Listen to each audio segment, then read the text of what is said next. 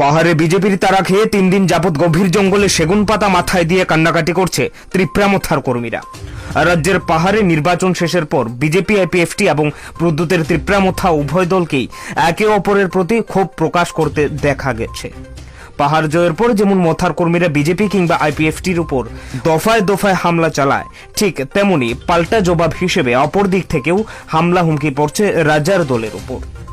অমরপুর মহকুমার বোমরাছড়া এডিসি এলাকায় প্রায় 40-এর অধিক মথার কর্মী বিজেপির তাড়া খেয়ে 3 দিন যাবৎ গভীর জঙ্গলে মাথায় সেগুন পাতা দিয়ে বৃষ্টি থেকে বাঁচার চেষ্টা করছে।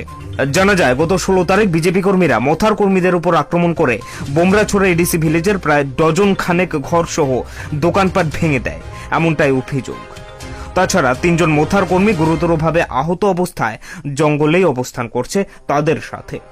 এইভাবে যদি পাহাড়ের দলগুলো একে অপরের সাথে লড়াই সংগ্রাম চালিয়ে যায়, তাহলে পাহাড়ের উন্নতি কতটুকু, তাই এখন প্রশ্নচিহ্নের মুখে।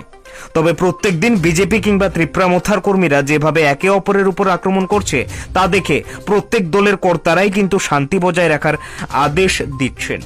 কিন্তু উভয় দলের কর্মীরাই তাদের কর্তাদের আদেশকে বৃদ্ধাঙ্গুলি দেখিয়ে উশৃঙ্খল পরিবেশ তৈরিতে ব্যস্ত। তবে প্রশ্ন হচ্ছে, প্রত্যেক দলের কর্তারা কি তাদের কর্মীদের দমাতে পুরোপুরিভাবে ব্যর্থ? মহারাজ যেমন শান্তির বার্তা দিচ্ছে, বিপ্লবও তেমন শান্ত থাকতে বলছে। কিন্তু বর্তমানে পাহাড়ের এই উশৃঙ্খল অবস্থার দমন কার্য কে করতে পারবে, সেদিকে চেয়ে আছে অভিজ্ঞ মহল। আমার গ্রামে পঞ্চায়েতে, আমার বোমরাছড়া পঞ্চায়েতে বিজেপি লোকেরা আমরা ঘর দৌড় মোটামুটি সুয়ার যা আছে সব কিছু মায়েরা ঘর দৌড় ভাঙা আমরা তারাই দিছে।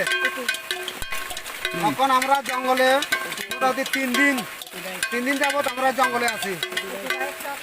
আর উঁচু বাইক যা আছে সব ভাঙছে বিজেপি লোকেরা।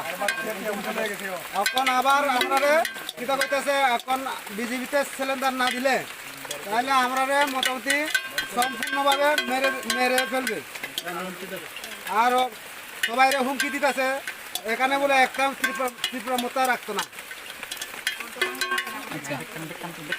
আর দোকানপাট ভাঙা আর টাকা। Bureau report 24 news.